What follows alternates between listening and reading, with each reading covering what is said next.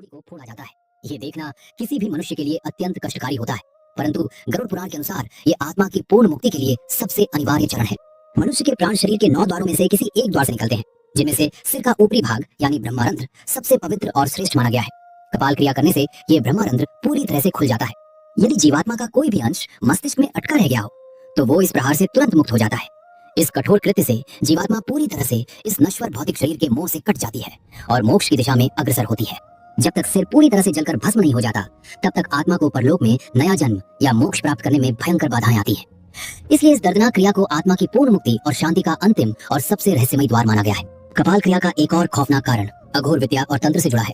यदि चिता में कपाल अजल रह जाए तो तांत्रिक और अघोरी स्मशान की राख से उस अधजले कंकाल को अपनी तंत्र साधना के लिए चुरा लेते हैं। वे उस कंकाल का उपयोग भूत प्रेत जगाने, वशीकरण करने या विनाशकारी तांत्रिक सिद्धियों में करते हैं। इससे मृतक की आत्मा तांत्रिक के हाथों बंधक बन जाती है और भयंकर पीड़ा सहती है।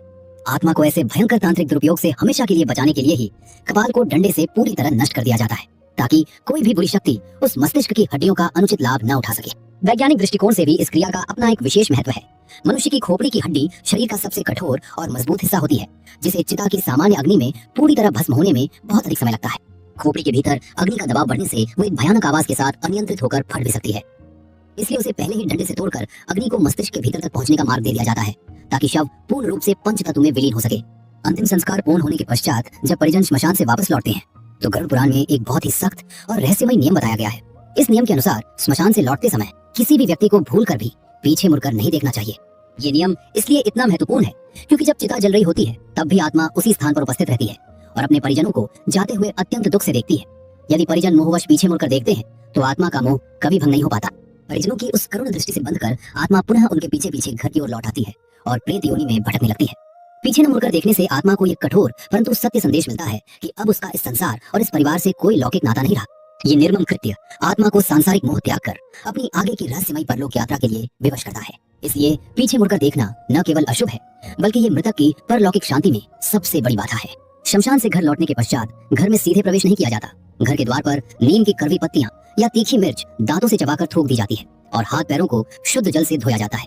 इसके पश्चात लोहा, जल, अग्नि और पत्थर का स्पर्श करके ही घर के भीतर कदम रखा जाता है। ये क्रिया मृत्यु के शोक की कड़वाहट को त्यागने, भावनाओं को पत्थर के समान मजबूत करने और शमशान की नकारात्मक ऊर्जा को घर के बाहर ही नष्ट कर देने का प्रतीक है। शवदाह करने वाले मुख्य व्यक्ति को कुछ दिनों तक शमशान और अन्य अपवित्र स्थानों से दूर रहना चाहिए, क्योंकि चिता की अग्नि देने वाले व्यक्ति का शरीर अत्यंत संवेदनशील हो जाता है और अनिष्ट शक्तियां उसे बहुत ही सरलता से अपना शिकार बना सकती हैं। शास्त्रों के अनुसार अस्थियों का संचयन मृत्यु के तीसरे या चौथे दिन किया जाना चाहिए।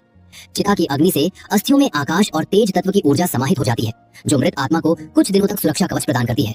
परंतु समय बीतने के साथ ये ऊर्जा क्षीण होने लगती है और अनिष्ट शक्तियां उन अस्थियों पर अपना अधिकार जमा सकती हैं। इसलिए अस्थियों को समय पर एकत्र करके पवित्र गंगा या अन्य नदियों में प्रवाहित कर देना चाहिए। मृत्यु के बाद अंतिम संस्कार हो जाने का ये अर्थ कदापि नहीं है कि जीवात्मा तुरंत स्वर्ग या नरक चली जाती है। गरुड़ पुराण के अनुसार मृत्यु के पश्चात आत्मा पूरे 13 दिनों तक अपने ही घर के आसपास भटकती और रोती रहती है। इन 13 दिनों में परिजनों द्वारा जो पिंडदान और तर्पण किया जाता है, उसी से उस अदृश्य सूक्ष्म शरीर को बल और पोषण प्राप्त होता है। यदि परिवार के लोग ये पिंडदान न करें तो आत्मा भूखी प्यासी तड़पती है और प्रेत योनि में अनंत काल तक भटकने के लिए विवश हो जाती है। पिंडदान की इस रहस्यमय प्रक्रिया में अत्यंत गूढ़ विज्ञान छिपा है। मृत्यु के पश्चात पहले दिन के पिंडदान से उस जीवात्मा का नया सिर बनता है। दूसरे दिन के पिंडदान से गर्दन और कंधे का निर्माण होता है। तीसरे दिन हृदय, चौथे दिन पीठ, पांचवें दिन नाभि और छठे दिन कमर का निर्माण होता है। इस प्रकार 10वें दिन तक आत्मा को एक पूरा नया यातना शरीर प्राप्त होता है, जो उसे यमलोक की भयंकर यात्रा के लिए तैयार करता है। 11वें और 12वें दिन वो प्रेत शरीर भोजन कर शक्ति संचय करता है। 13वें दिन के पश्चात यमदूत एक बार फिर से पृथ्वी पर आते हैं और उस जीवात्मा को मोटे पाश में बांधकर यमलोक के उस भयानक मार्ग पर घसीटते हुए ले जाते हैं। ये परलोक की यात्रा अत्यंत ही कष्टदायक, लंबी और अंधकारमय होती है। गरुड़ पुराण में वर्णित ये यम मार्ग कोई साधारण मार्ग नहीं है, बल्कि ये यात्रा पूरे 348 दिनों तक निरंतर चलती है। इस पूरे 1 वर्ष की यात्रा में जीवात्मा को न तो पीने के लिए एक बूंद जल मिलता है और न ही विश्राम करने के लिए कहीं छाया नसीब होती है।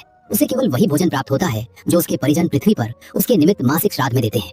आत्मा को यमलोक के मुख्य द्वार तक पहुंचने के लिए पूरे 16 भयानक नगरों को पैदल पार करना पड़ता है।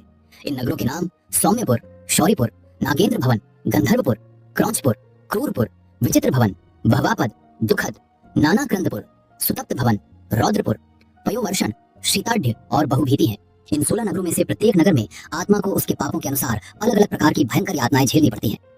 पहले नगर सौम्यपुर में आत्मा को क्षण भर का विश्राम मिलता है, जहां वो अपने परिवार और सुखों को याद करके फूट फूट कर रोती है। परंतु यमदूत उसे कोड़े मारते हुए कहते हैं कि तेरा धन, तेरी पत्नी और तेरे मित्र अब कहाँ गए? अब तुझे अपने कर्मों का फल अकेले ही भोगना होगा। इसके बाद क्रूरपुर में उसे खूंखार कुत्तों और जंगली जानवरों का सामना करना पड़ता है। कहीं आत्मा को भयंकर शीत का सामना करना पड़ता है तो सुतप्त भवन जैसे नगरों में धरती इतनी गर्म होती है कि उसके पैर जलने लगते हैं। पयोवर्षण नगर में आकाश से आग और नुकीले पत्थरों की वर्षा होती है जिससे आत्मा लहूलुहान हो जाती है। इस भयावह मार्ग के ठीक बीच में एक अत्यंत ही खौफनाक और विशाल नदी बहती है जिसे वैतरणी नदी कहा जाता है।